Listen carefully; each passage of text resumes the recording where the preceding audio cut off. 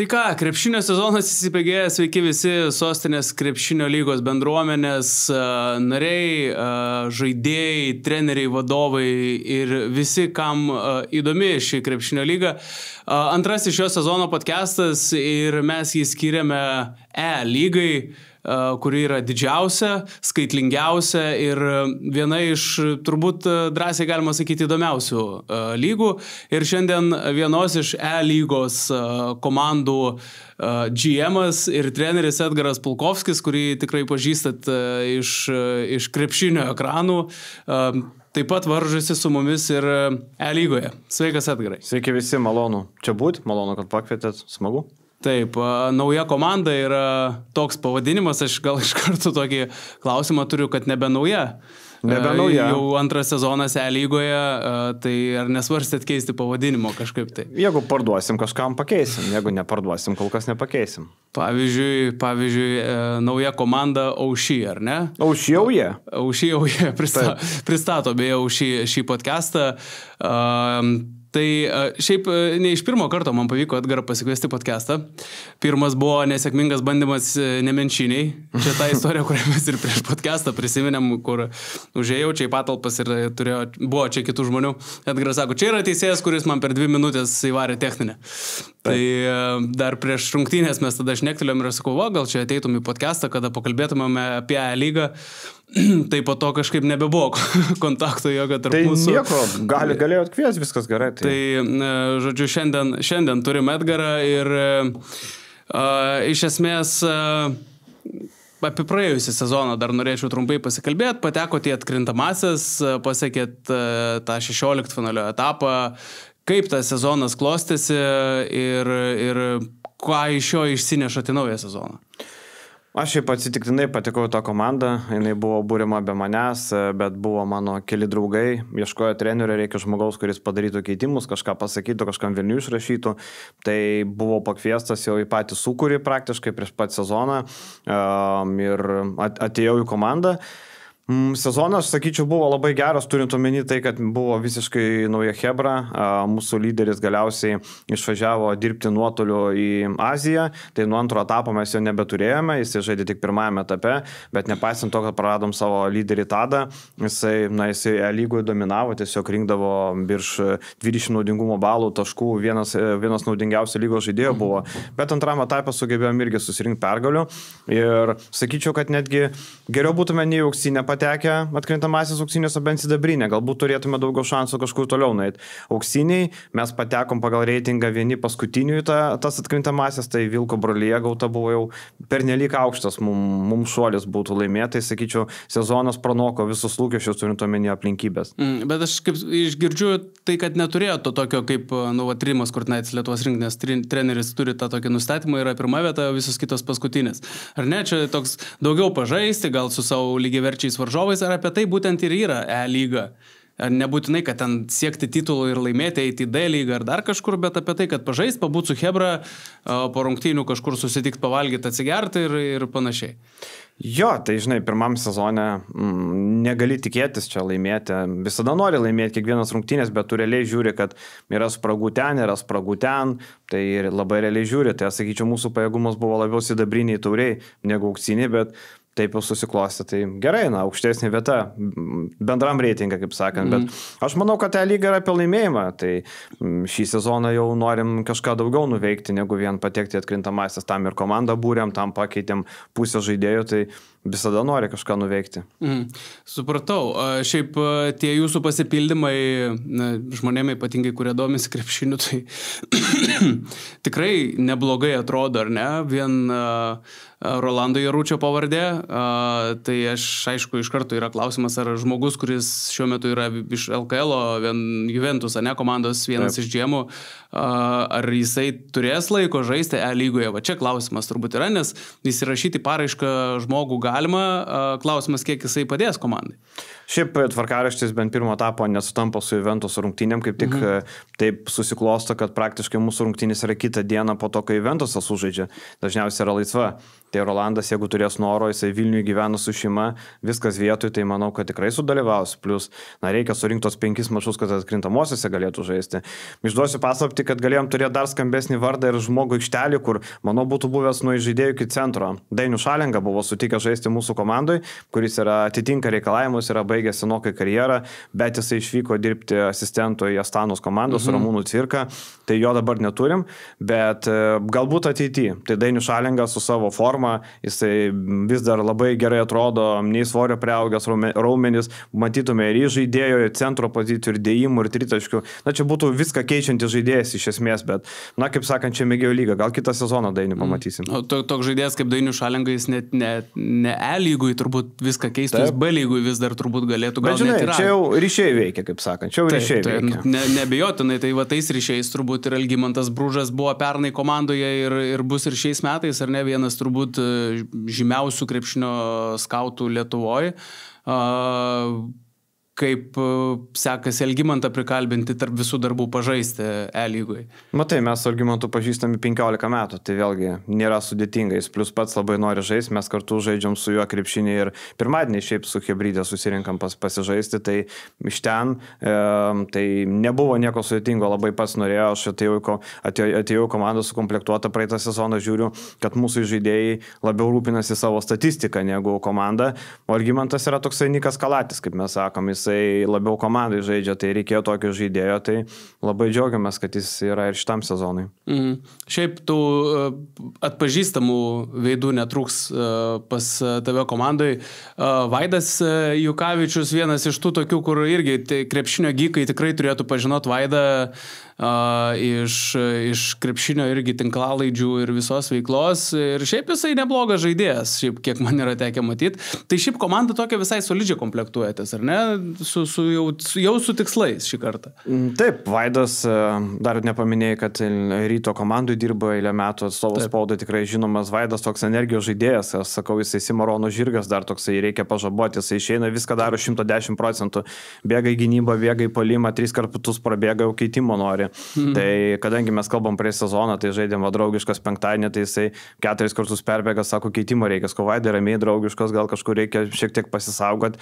Tai jo, Vaidas, toliau Justą Daugėlą turim irgi, žinomas aktorius, laidų vedėjas, vėliau ir renginių visokių vedėjas, tai Justas pats pasisiūlė į komandą, mes ieškojom, vėlgi per podcastus ieškojau tam tikrų žaidėjų, jisai turi A lygos patirties, turi labai gerą metimą iš toli, manau, kad mums turėtų praversti, mes šiaip tokia esam daugiau metikų komanda turbūt, tai dėl tikslų, na, aš visą laiką noriu laimėti, aš esu Erginas Atamanas, mano darbas buvo suburti komandą, dabar aš taip prisėsiu ant soliuko, nors beveik nesėdžiu, bet taip prisėsiu ir žiūrėsim, kas bus, kaip sakant.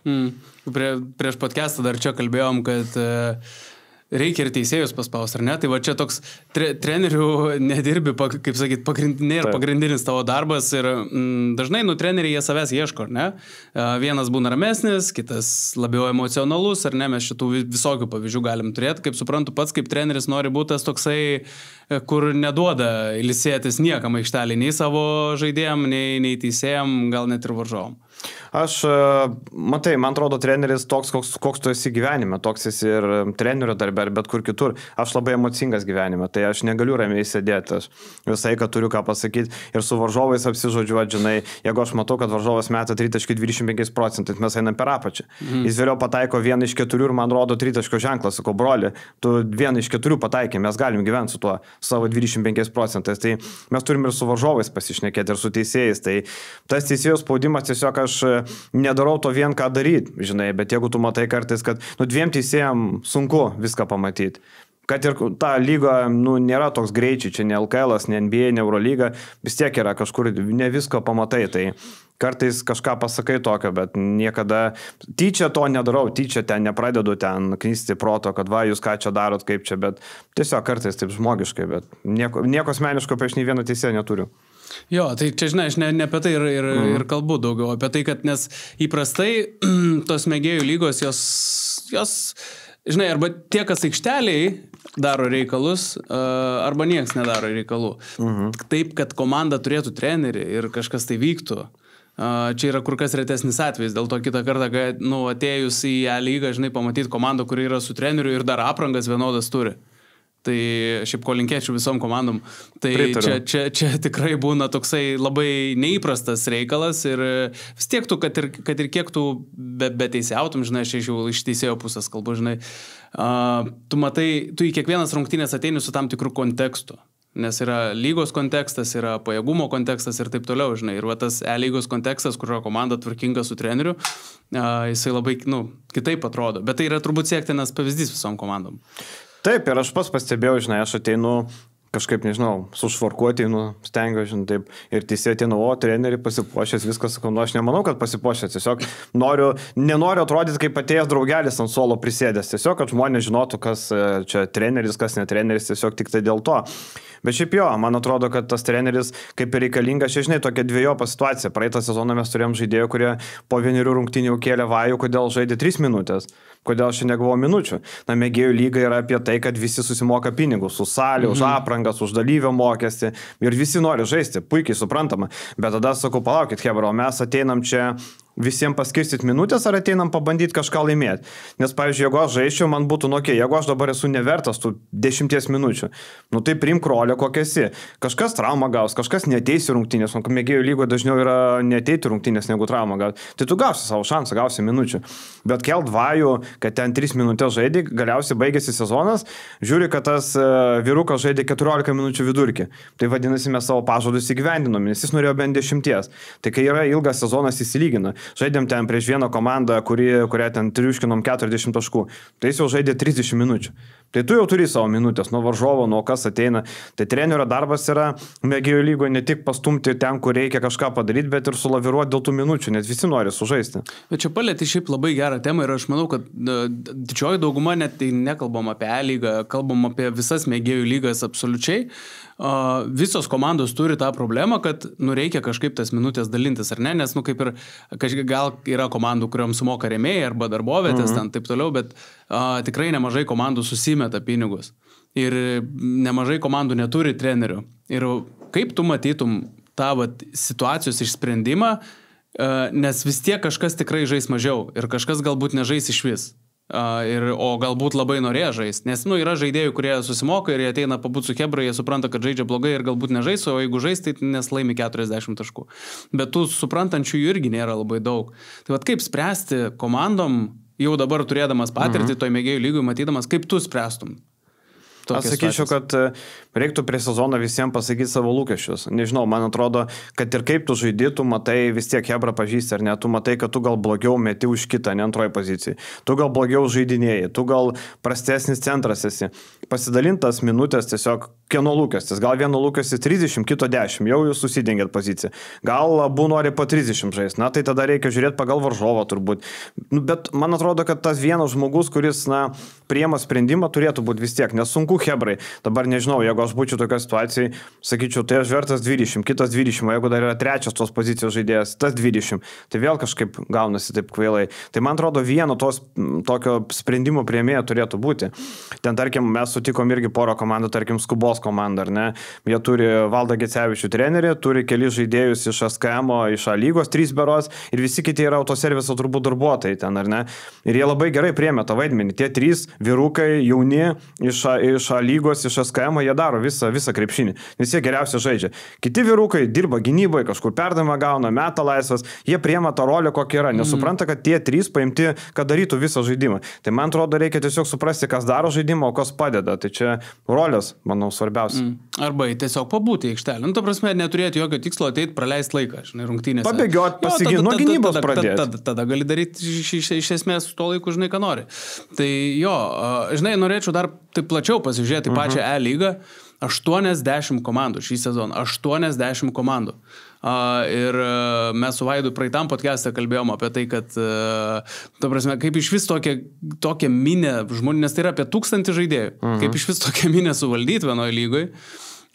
Bet kaip iš komandos trenerio perspektyvo žiūri, nes dabar turim 10 grupių po 8 komandas, konkurencija milžiniška. Ir prie podcast'o pradžioje kalbėjai apie tai, kad mes turim tikslą iš esmės eiti toliau ir laimėti, bet 80 komandų ir labai skirtingo lygio, kaip dalyviai tas skaičius toksai ir negazdina. Gazina turbūt, kaip gazina? Gazina tai, kad didelė masė, bet tu žaidi savo grupiai. Čia kaip, man atrodo, tokia pati situacija, kaip tarkim Tel Avivo HPL Eurolygoje turi 19 žaidėjų ir nori 20. Žalgiris turi 12. Tai koks skirtumas, ar 20 ar 12, aikštelė 5-5. Tai koks skirtumas, 80 komandų ar 40. Grupiai vis tiek turėsi pirmame etape 7 mačus. Dabar svarbu tik tai, kad didesnė konkurencija bus dėl tos, kad patekti tą auksinę, sidabrinę, jeigu ten tas pats reitingas bus ar ne. Tai reikia tiesiog laimi savo 7 rungtynės ir nesvarbu, kas atsitiks, tu būsi auksiniai tauriai. Reiškia, padarai, kas nuo tavęs priklauso ir viskas, o ten kiek tu varžovų, tai po to skaičiuosim. Tai savo darbą reikia padaryti. Turbūt tas požiūris jo, žinai, arba jeigu tu nori laimėti lygą, tai tu turi laimėti, ką besutiktum pačioj pradžioj, tai iš esmės jo. Bet, žinai, dar yra viena ta tokia E-lygos specifika, kad joje yra labai daug skirtingų tipų komandų, aš taip gal išsireikščiau, nes yra veteranų komandos, yra moksleivių komandos, kurios treniruojasi kiekvieną dieną, yra įmonių kolektyvų komandos, yra draugų hebros kažkokios, yra rajono hebros. Ta prasme, mes turim tokią labai didelę įvairovę. Tau kaip treneriui pačiam vis tiek, aš kaip išgirdau iš tavęs pasižiūri ir ten kas procentų metai ir taip toliau, ruošiantis žaisti prieš varžovus, atkreipi dėmesį iš vis prieš ką mes čia žaisim, ar tai yra ten, kaip pavyzdys, čia praeitą sezoną, kur ir matėmės rungtynėse prieš Nemenčinės jaunimo komandą, ar ne, tai vieno gali tikėtis, čia žaidėt prieš Skubą, ne, tai reiškia darbuotojų kažkoks kolektyvas yra gal su papildymais kažkokiais, tai kaip treneris pats pasižiūri ir atkreipi dėmesį į tą įvairovę, ar ne? Taip, be abejo, aš nemanau, kad mes tokie geri, kad sakytume, kad mes čia žiūrim savo žaidimą ir nesvarbu prieš ką, visada žiūrim, pasiruošiu. Mano darbas yra paruošti skautingą, kaip sakant. Kokį skautingą? Video peržiūrų nėra. Ar ne, neturi video medžiagos, bet jeigu eisim atkrintamąsias, pažadu, kad ateisiu varžovo teritoriją, filmuosiu, žiūrėsiu, nes tai nėra draudžiama, aš galiu ateiti rungtynės, tai tikrai tą dalyką padarysiu, bent jau su blanknotu ir užrašinė ateisiu tikrai, bet šiaip tu ateini, žiūri komandą, žiūri jaunimą, reiškia, tu žinai, kad jie bėgs, mes turim žiūrėti, tarkim, buvo komanda Bidarbiai, tokia hebra, ar ne, aš jau matau, kad ta hebra ir prie humoro, ir prie jaunimo, ar ne, tai tu jau žinai, kaip jie žais, tada žiūri Skubos, 3 vaikinukai iš SKM lygą, visi kiti darbuotojai, akcentas ten. Tai visai, ką žiūrim ir žiūrim į žaidėjų individualiai, ten tarkim pasižiūrim, vienas baudų nepataiko, tai sakom akcentas yra, turim komandinės, gauna kamuolį mušį per rankas, tegu eina baudas mesti. Matai, kad tas metikas, tu žinai, kad iš karto negali nuo jo nueiti. Visai, ką pasižiūrim, taip kaip įmanoma, tą statistinį tokią analizę tikrai padarau visada. Šiaip, dabar jau, kadangi vis tiek metus jau atžaidėt E-lygoj, ar matot, ko trūksta E-lygai ar apskritai Sostinės krepšinio lygai, ko norėtųsi daugiau, galbūt kažko iš vis nereikia, kas daroma yra ir panašiai iš jūsų, kaip iš grinai iš komandos pusės, ta prasme, nes yra daug dalykų, kas vyksta aplinkui rungtynės, ne, ten fotografai, tinklalaidės, straipsniai, panašiai, daug visokių dalykų. Ar kažko trūksta, ar kažko nereikia gal? Aš tai galiu tik pagirti, kad dėl žiniasklaidos pusės čia mano toks darbas, tai aš labiausiai dar matau, ar ne, tai iš jūsų komunikacijos pusės, ką jūs darote, tai tikrai fantastika, labai gerai dirbat ir tekstai yra, ir komentarai, ir tinklalaidės, ir foto visai, ką pasižiūriu jūsų pokalbius, tai tikrai tas labai gerai, čia galima pagirti jūs. Aišku, tai į svečius reikia pagirti, tai čia kitaip nebus, ne? Bet šiaip, nežinau, man labiausiai turbūt įstrigo keli dalykai. Tai pirma, kai kurios salės visiškai negali būti žaidžiamas krepšinis. Tarkim, mes buvom Skaidiškėse, ten yra salė, kur tritaškis yra kaip vidutinis metimas. Tai mūsų metikam tai buvo lengva duona. Mes važiavom prieš varžovus, kai ten skinė pergalės, kur laiminėjome, mes atvažiavom ir jos pasiėmėm gana užtikrintai, dėl to, kad mes metikų komanda, mums tritaškis kaip vidutinis yra saldainis. Tai tokia arena, kur, ten nebuvo šonė užribio praktiškai, ten avarinės, bet čia buvo vienintelė. Kitas dalykas kartais labai problematiška, kai nėra švieslentės ir nėra laiko, ar ne, kai turi sekretoriatas pasakyti, kiek laiko liko ir tas rezultatas ant stalo pastatytas. Rezultatas dar, bet kai laiko nėra, tas šiek tiek jau sunkiau, nes vis tiek nėra tų žiūrovų, nėra tų triukšmo, bet vis tiek kėdai yra, kamuolys bumsena, netaip lengva girdėti, ten 5, 10 ar kiek yra. Tai sakyčiau, jeigu būtų visom salėm bent jau privaloma kažkokią laikroduką, kažką, tas tikrai padėtų daugelį atvejų, nes mes kokias 3 kelias ketverias rungtynės žaidėm, kur nebuvo laiko ir teko taip iš ausies girdėti. Kaip, gerai, kaip jums, aš paklausiu, kaip sekėsi išsinuomoti salę Vilniuje? Mes priėmėm sprendimą nesinuomot salės. Aš pats kaip treneris, aš nesimetu nei prie aprangų, nei prie salės, kas normalu, žinai.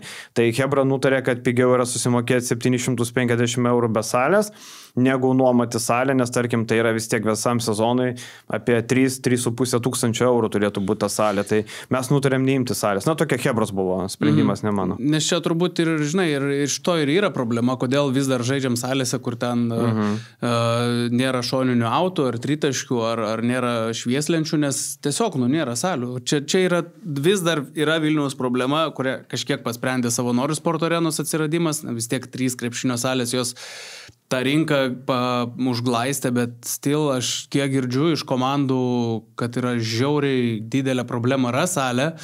Kitas dalykas yra kaina. Nežmoniška, nes vyksta aukcionai visur, tai kas siūlo daugiau, tas ir gauna. Kartais piktybiškai nesąmoningas kainas siūlo, kad kažkas nepaimtų.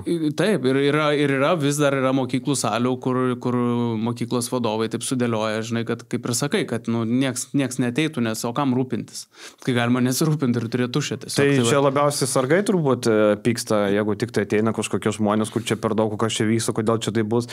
Mes su draugais turim pirmadienį Salomėjos Nėries, dabar Vyčio gimnaziją. Ar ne, žaidžiam, tai sargoj neduok dievę sąrašo neatsiųsi, ateina koks nors žmogus pakviestas, kas čia vardas pavardė, nėra sąrašo, tai neįeisi, ten reikia, įleiskit žmogų, atėjo žaisti. Sargas tai yra krepšinio salių bosas. Absoliučiai, ir šiaip Vyčio gimnazijos sargas yra vienas iš tų bosų, kurių čia kas sukasi šitam reikalė, tai labai gerai žino, nes ten valdingas žmogelis jo šiaip. Turbūt taip link pabaigos judant, noriu paklausti, nemažai E-lygų yra ir naujų komandų ateinančių. Ką patartum iš tos jau sezono patirtį turinčios komandos pusės, kad galbūt buvo kažkokie dalykai, kur sezono vidury pagalvojat, blemba, šito reikėjo gal padaryti, o gal čia galėjom kitaip padaryti, ar kažką, kad tom naujom komandom ta integracija ir pati pradžia būtų kuo lengvesnė. Gali kažką ir blogo patarti, jeigu matysi, kad savo grupį žaidžiat vieni prieš kitus. Sakyčiau, kad turbūt kartais komandos, kurios ateina pirmą kartą, per daug žaidėjų prisiregistruoja ir tada, kaip ką mes jau kalbėjom prieš tai, kad neužtenka visiems laiko. Tai sakyčiau, geriau ateiti su mažiau, ten vėliau registracija kainuoja, bet ten papildoma 10 ar 20 eurų, neatsimenu, kiek kainuoja. Geriau jau kažkur pridėti kažką už to 20 eurų, bet taip turėti balansą, nes aš mačiau, kad yra komandų, kur priregistruoja po 16 žmonių. Ir praeitą sezoną irgi buvo komandų, kur priregistravę ir ten vienose rungtynėse žaidžia 10, kitose rungtynėse už tų 10-3 yra 7 nauji. Tai sakyčiau, kad turbūt reiktų tą rasti sudėties balansą, nes visi patenkinti nebus. Kol tu nesimėgėjo lygo, aš net negalėjau pagalvoti, kad tokia problema iškils. Bet kai tada tu jau esi tam procese, tada supranti, kad kažkas skubėjo rungtynės, važiavo į kitą miesto galą, gavo 5 minutės, jis piktas. Kažkas sužaidė 3 minutės, piktas. Kažkas atėjo, tikėjosi žaisti daugiau, bet prisirinko pražangų, irgi bus piktas. Žodžiu, reikia turėti tokį balansą, man atrodo, sudėties čia turbūt visiems naujokam, apie ką negalėjau pagalvoti, bet tokia yra realybė. O iš tų organizacinių dalykų, nes, sudėties surinkimas, čia mes, žinai, nemažai tam dėmesio šiandien skiriam, bet iš tų tokių ar ūkinių, netgi sakyčiau, dalykų, ką jūs darot ir galvoju, kad darot gerai? Aš sakyčiau, turėkit pleistrą, binto. Čia turbūt toks ūkinis labai patarimas, bet nėra seselės, nėra kas padėtų, neturi komanda medikų, kineziterapeutų, tai sakyčiau tiesiog elementarių situacijų buvo nusibrozdino mūsų žaidėjas koja, kraujas bėga, nusibrozdinai parketą daug nereikia, ar ne, tai tiesiog reikia pleistrų, neleidžia žaisti teisėjas, ar ne, jeigu kraujas bėga, tai tiesiog reikia su kažkuo sustabdyti kraujavimo, rankšluosčiu neapsiviniosi kojos, tai tiesiog elementaraus binto pleistrų didelių, kad iš karto užklijuoji nežaisti, tai sakyčiau, čia mano toks labiausiai būtinis patarimas. Nes žiemą prie minus 15 iki mašinos vaistinėlės nėra jokio malonumo bėgti nei tam kraujuojančiam, nei komandos draugui. Tai sakau, juolab, jeigu svarbus žaidėjas, čia tau dabar reikia nuėjai pleistrą bamai nežaisti, nes kitaip negalėsi žaisti. Tai būtinis toks, kad turėti kažkokią mediciną su savim bent jau. Jo, čia tas, žinai, čia gali kada nors, kam nors išgelbėti ir gyvybę. Aišku, daug dievė, kad taip neatsitiktų, kad nereikėtų gelbėti, bet visko jau esam turėję. Aptariam tavo komandos tos perliukus tokius, ar ne, atpažįstamus veidus, gal teko jau peržvelgti lygos dalyvių sąrašus ir pamatyti ten kažką tai įdomesnio, arba tiesiog gal neperžvelgus, bet žinai, kad tokie žmonės žais. Kažkaip per sudėtis nejau, labiau žiūrėjau, kas mūsų grupė žais. Tai mačiau, kad Ziuzik Fepoler, kaip ten besivadintų, yra Tomas Purlys. Yra komanda, ten buvusi O sportas komanda, berods Rodangau, nes liktai aprangos tokios, tai mačiau, kad ten yra tų veidų žinomų, kurie buvo, tai juos atpažįstam, ten Donatas Bilius irgi yra, tai kolega, žinai, tai yra tų veidų, kurios, sakau, dabar labiau žiūrėjau tos varžovus, kurie mūsų grupė yra, tai labiausiai nedžiugina, aišku, Pabradės komanda, nes yra už Vilnius 50 km, bet šitai spręsim reikalą. Bet tikrai turi neblogą salę. Užribė išoninė yra, tai galiu tik tai nuraminti, kad nebus kaip skaidiškis, sakėt, ar ne? Nu ir visai baigiant, kaip tau atrodo, ko reikia tam tūlam Vilniečiui, kad jisai po darbų susidėjęs tašę, nes Vilniuje mes taip sportinius krepšius vadinam, ateitų į salę ir žaistų su savo komandžiokais, draugais tą krepšinį, kokiam lygiai bebūtų? Ko reikia? Tiesiog reikia turėti Hebrą turbūt, arba, nežinau, yra daug, mačiau, yra ta naujokų birža, ar ne, tų laisvų agentų birža, atsiprašau, ne naujokų, kur žmonės ieško komandų, tai jeigu neranda, gali į biržą eiti, gali siūlytis, man atrodo, kad tikrai smagus reikalas, nes viena yra susirinkti su draugai žaisti šiaip savo fofan, ten 2 kartus iki 50, kaip mes mėgstam, ar ne, ten per tą 1,5 valandos, bet ateit pažaisti lygų visai kitas reikalas ir visai žaidėjai kitaip atsiskleidžia, tarkim, kaip mes žaidžiam su draugais fofan ir kaip tu ateini į lygą, kai tavo kiekvienas metimas, kiekvienas judesys turi kažkokią atsakomybę. Žaidžiant mėgėjiškai gali 10 pražangų padaryti, niekas neskaičiuoja. Ten 2-3 padarai, tu sėdi ant suolo, ar ne?